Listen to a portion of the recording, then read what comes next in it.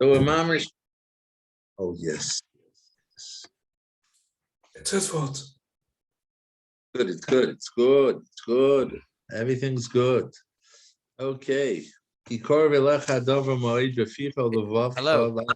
Hello. Can you hear me now? Okay, now you can hear me. Something's weird with my microphone. I hear you loud and clear. All right. There's Robert Ganovsky. Okay, page 294. All right. Says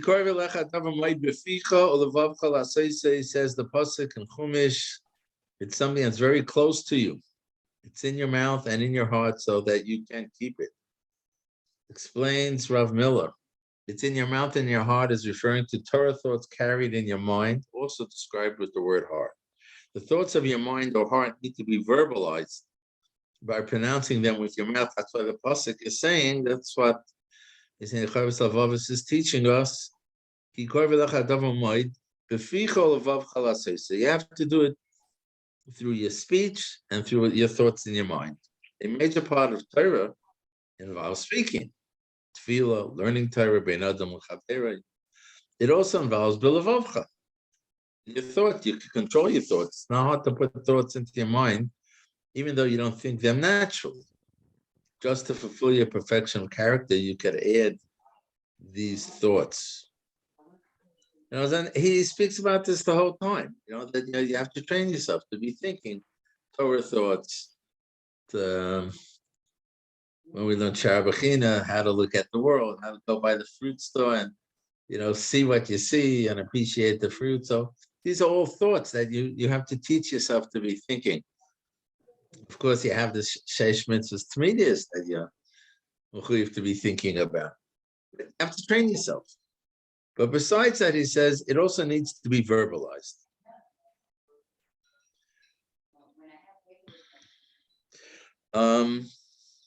And he said over here, I think we did do this yesterday, but an important technique of chinuch is to begin by speaking the words that express ideals, even though the person is not actually sincere.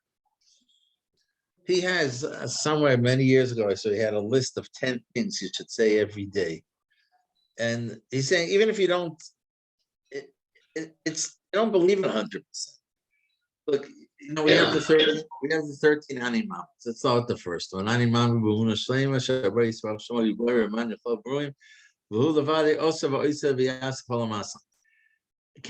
we considered let's use the straight talk, a liar? Am I lying when I say that? I believe with a complete emunah. That he created the world and he's running everything. We want to believe it. We want to believe it. But you feel a little funny saying it. There's this big war going on now between Russia and the Ukraine. Do we believe that it's Mamash HaKadosh Baruch Hu? It's not Putin. It's not that other guy. I don't know how to pronounce his name. It's HaKadosh Baruch Hu. Who's Boirer, Mani L'chol HaBrim, who Oisav, Oisav, Yaseh L'chol Hamaaseh. He does everything. He did everything. Everything from the smallest things to the biggest things. So how do we say it? Right? So Rav Miller is saying over here that a way of getting there, and if I'm doing it in order to get there, then it's okay to say it, is by speech, by actually saying it, even though you're not actually sincere. But when you say it and you repeat it, and we in our Torah sing it, there's a tune, a song, and again and again, it implants it into your psyche. It makes it more and more real to you. It's not enough to think it. If you just think it, it's 96. Thoughts are like up in the air. When you say it, it's already crystallizing it. Through the practice of speaking an idea as he performs the corresponding action, the person hopes in the course of time to be thinking of the great conceptual ideals as he performs every mitzvah. And that goes, with all the different Shem Yichud. The other day he said we should say the Shem Yichud before we put on tefillin, and all the things that it refers to there. By saying it happens. When you're sitting down to eat, the act can have the status of a mitzvah of eating l'shem shamayim. That is what happens if you have in mind that you're eating in order to have strength to serve Hashem. That thought sanctifies your act, even though you're also motivated by the pleasures of eating food that you like. you gotta be straight and honest. Right? We're not talking about being dishonest here. You have to be honest. You know that I'm sitting down to this food. I just made a barbecue. The food's good. To get up and say, I'm eating l'shem shamayim. So it could be partially true, but for most of us, it's not totally true. But that's okay. But in order for the sanctifying thought to clearly penetrate your mind, it helps to verbalize it with the power of speech. And with time, more and more, you will have that thought and it'll become truer and truer to you because you're thinking these thoughts, which means that you're thinking, you're aligning your day much more actively with being an Eved Hashem, because all the things you're doing the day, you're expressing.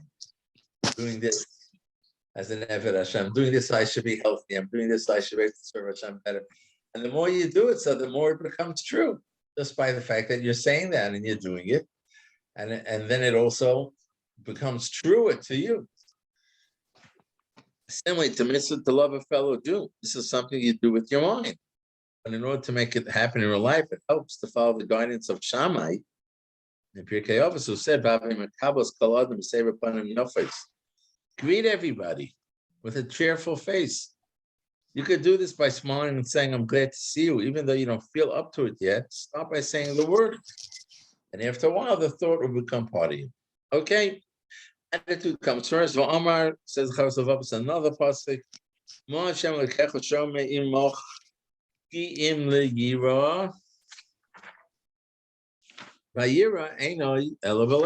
Right? What does Hashem want from us? Just so we should fear him. And Yiras Hashem is in the heart. In reflection and in thought. Therefore he says, my brother, make every effort.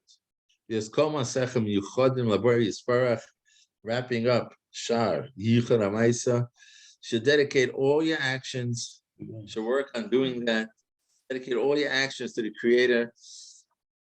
Bring it up, into your awareness.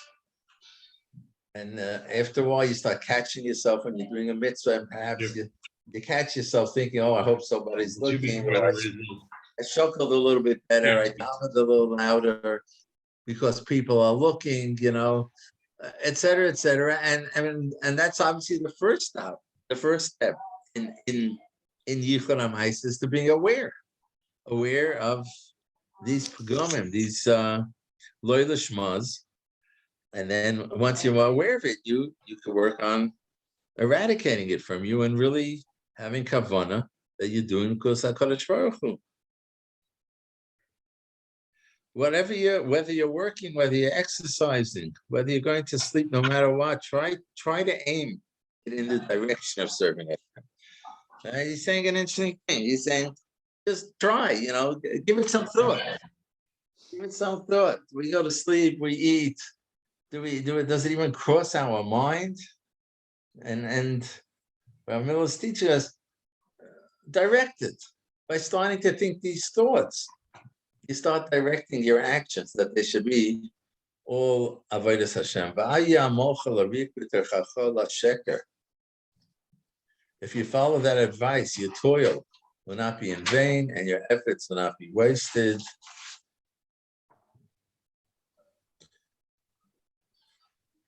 Okay, we did this the other day. I see now. He quotes the Messiah Yesharim ki atnua hachitzona, outward acts influence by various hapnimius, and of Eric Zion. So speech is part of that. Chamishi Kosov, as the Navi says, Lama tishku kesef b'lei lechem v'yigachem b'lei lisava. Why should you pay out money for no bread? Why do you work without being satisfied?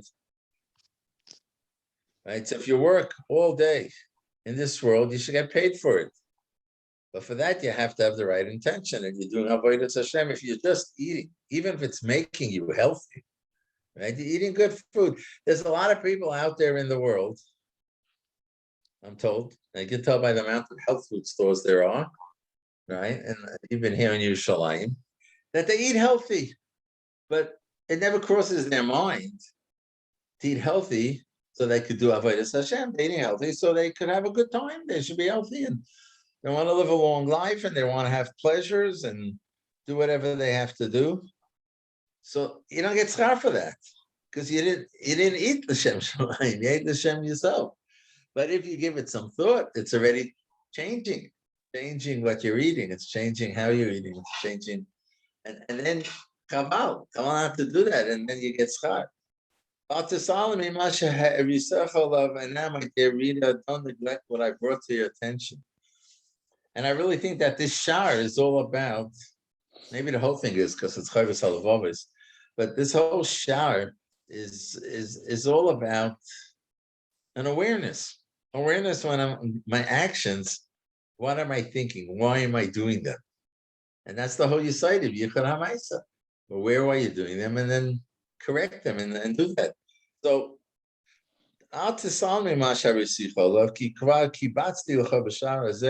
I've already gathered, collected for you all the major factors that prevent us wholehearted dedication, right? That it should be really Yichud Hamaaseh. Under each one of these headings, there's many branches, subcategories, Kamacha and Kates, almost without an end.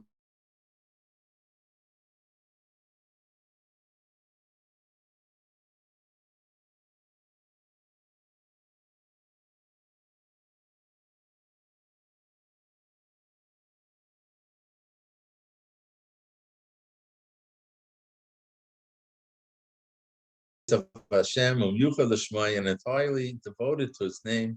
So to be welcomed and fully accepted by HaKadosh Baruch Hu.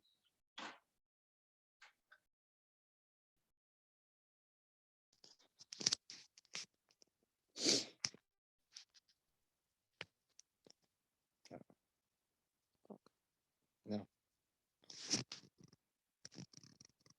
Is it me that's frozen or is it frozen? I don't know.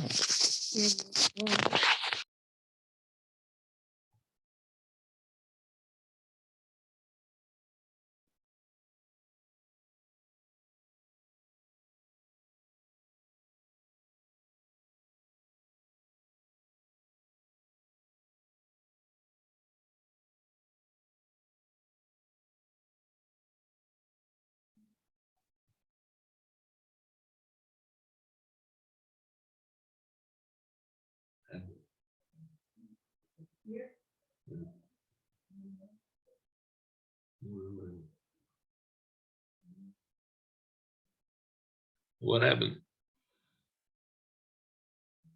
What happened here? Hello, anybody there? We lost him again.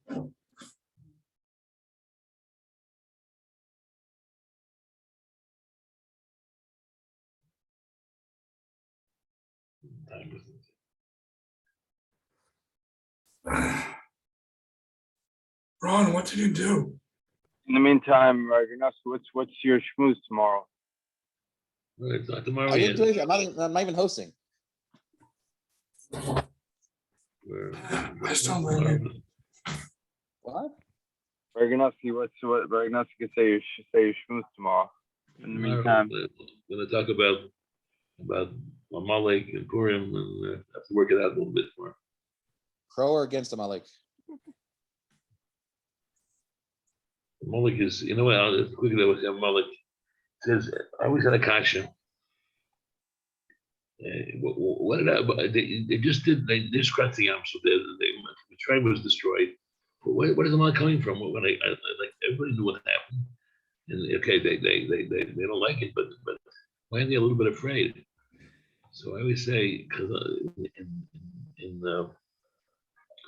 it says Yikra b'hem b'derech, Yikra, and Rashi says such a mikra. It happened upon us, and I think that Malek's message is there's no hashgacha. It just happens. They're lucky. It worked out for them, and that's why Amalek is mamish the opposite of Hashem. That's why Amalek is the main enemy of us. That the Jews have. There's no hashgacha. Nothing's going on. Things just happen. So and that's why Moloch so against this, and that's why the story of Purim is the opposite. We put Hashem into the picture. When he wasn't even in the picture, you realize that he's there. But didn't the hatred of Amalek come from the Sina that Esav had against Yaakov? Yes, but what aspect did it come from? It came from the fact what are they preaching? It was Yichud, right? All the other descendants of Esav don't have the Amalek. But the Yichud of Amalek, I think, is that what really probably was Esav also. That there's no hashgacha. They don't have to worry about anything. It's all random. Okay. That's why I want to develop the idea tomorrow. All right, what's the way language? I'm not back yet. Are you speaking tomorrow? Tomorrow meets Hashem, yes, every Wednesday. Okay, you're back. Just But anyway, we're waiting for you. So Okay, I'm back. Okay, I see that I just hadn't moved my mark, but okay, because we did all this.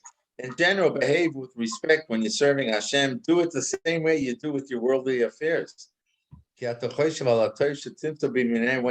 When you're doing things in this world, whether it's a business deal, whether it's buying something, and your interests, you want it to be perfect.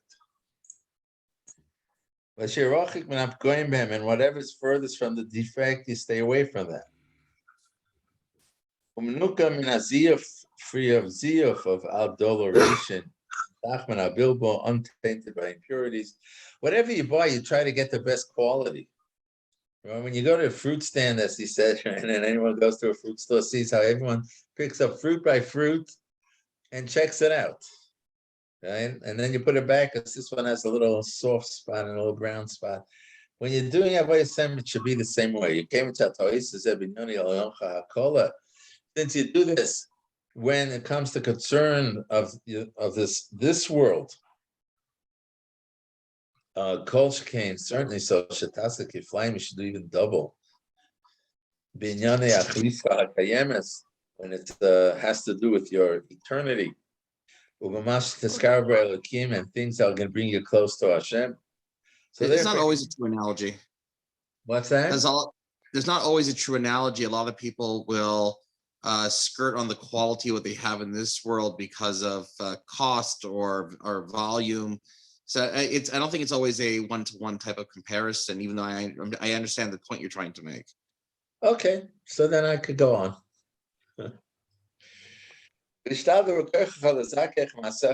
Do your utmost to purify your actions. Make it totally with Shema. Catch those lawless Shmas and negate them. You see, you're doing something because of covered, so take out a half a minute and say, no. It's a mitzvah. I want to do it with Tzayin Hashem. Let me forget the covered aspect. You train yourself. The im you might, even if that means you should do more, can't do more than a few. So that's what we learned yesterday, right? Upsuke de Zimra. He had said that if you could say the whole Psuke de Zimra, but you won't have any thought, right? You'll be reading as quick as you possibly can to stay up with the minyan. It's preferable to do less. Say and say with kavanah. It's preferable to make an effort to do a great number of things, which that is preferable. In other words, it's preferable rather than to make an effort to do a great number of things which are not pure, because a few pure deeds,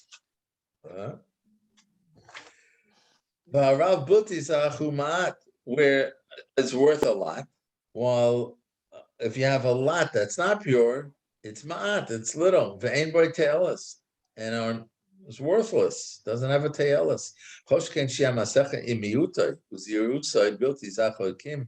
How much more if your deeds, while few and inadequate, also lack purity? That's even worse. Okay, the author is not insisting that you do a little. He doesn't mean do a little. Let's say a man comes to give tzedakah. You have to give or do as much as you can, and whatever you do, your kavanah should be that. In davening, you need time in order to daven so much with kavanah. So you're justified in limiting the quantity in order to have better quality. But if you could do a mitzvah, both quantity and quality, Of course it's good. You could come to shul a little bit earlier to learn the way, the schedule of the shul. You know that this minyan is a 20-minute minyan, and you know you need a half an hour, so you come 10 minutes early and you start earlier.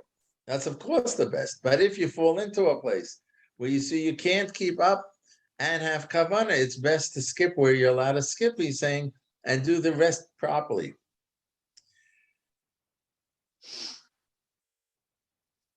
Take care that your affairs in your service to Hashem don't become ki'inyan ha'oif. It shouldn't be like the case of the careless bird.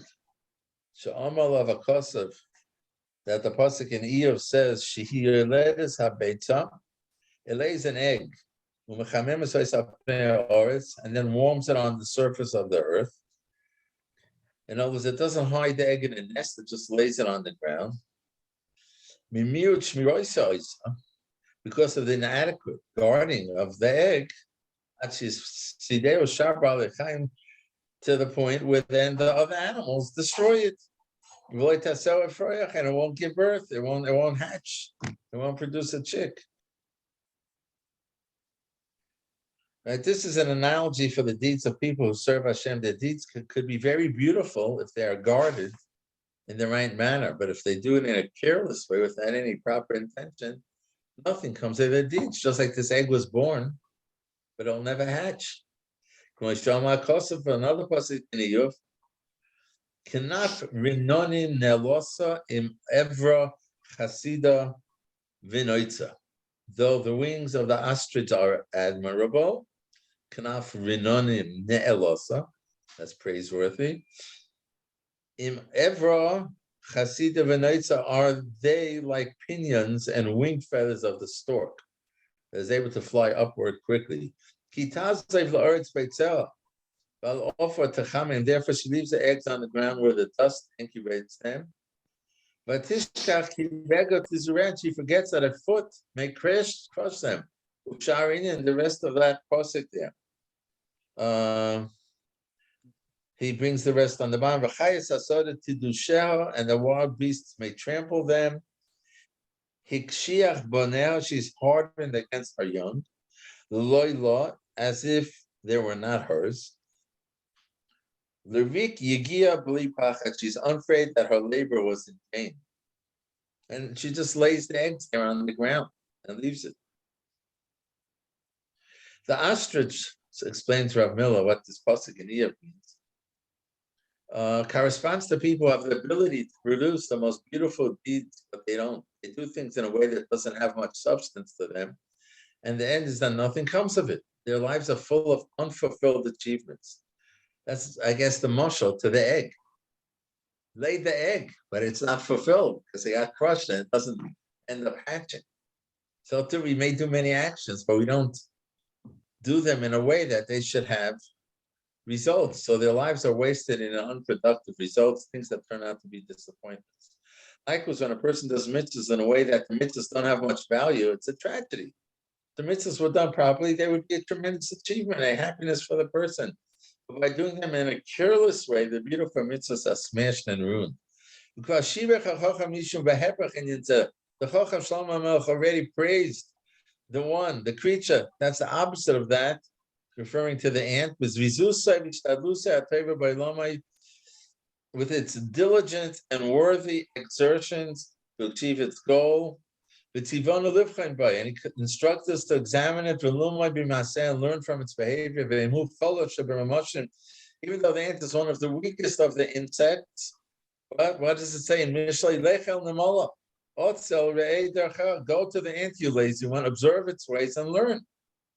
It prepares its bread in the summertime when it's available. And gathers its food at harvest. The ant knows that there will be a season where there won't be any food. It has foresight and acts on that knowledge by planning ahead. This offers a lesson to us because we know this world is a place where there are mitzvahs available to be done. Because this world is like, let's call it the summer. The ant gathers the food. This world is the time where you could gather. But just like the ant, there might be instinctive. it is instinctive, right? Knows that it has to put it away for the future when it won't be available. We have to learn from the ant.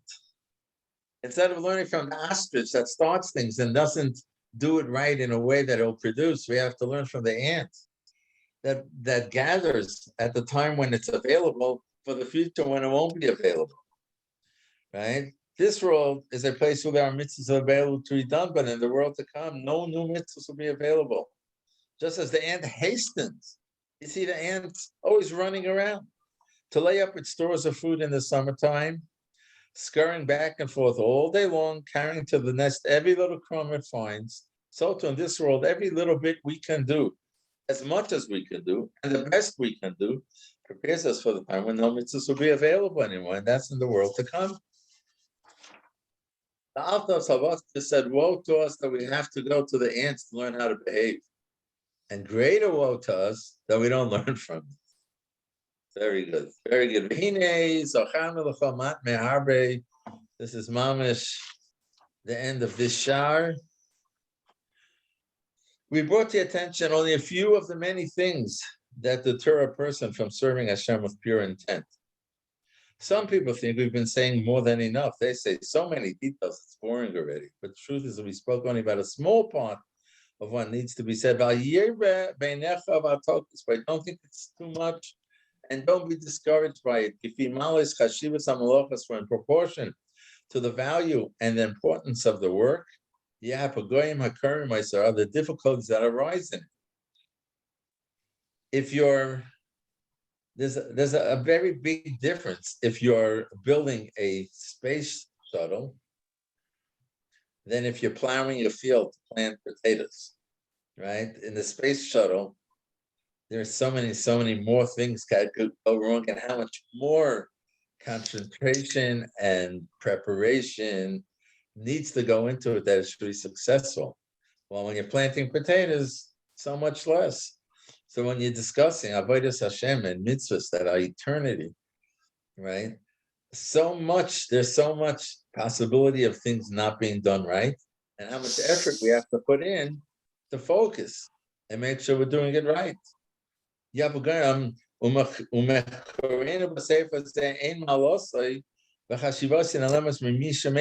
value and importance of our investigation in this book, in this shar, are not hidden from one who understands.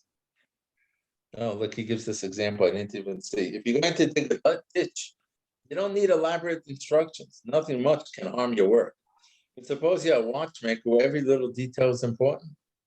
Likewise, when you come to mitzvahs, they are a very fine and important achievement, and therefore every detail is of the utmost necessity. So don't think I'm wasting your time by repeating these things. On the contrary, everything said here is just a very small indication of what should have been said. He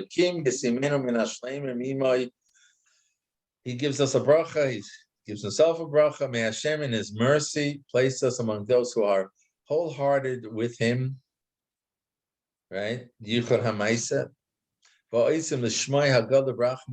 Who act for the sake of his great name, Amen. Chamishi, we've completed the fifth gate. With the help of my holy guard. In the back over here, Simcha, there's a page about, Swarm already available, and according to this, the rest are not available yet. They are planning on printing them, but from the Shara Kaniya and on, 5, 6, 7, 8, 9, and 10 are forthcoming. Emma's not here. Let's just take a little minute, just 2 or 3 lines here, to start Shar HaKaniya. Shar HaShishi, Shar HaKaniya. Bebeir ofane chiyuv kniya senu l'elikim yispar. Kniya means to be subservient. The obligation of being subservient to HaKadosh Baruch Hu. It's a shorter shar than what we just did now. Oma machaber.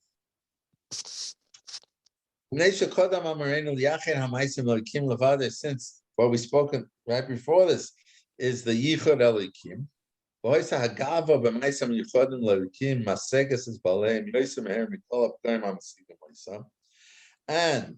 since the greatest destroyer, whatever word you want to use, of Yichud Elikim is Gaiva, Kavod, right? And he says, Gaius, covered of the fact that I'm gaiva, of the fact that I'm over as Hashem, umeachash I have such a gaiva of geremis over Hashem who godom moi.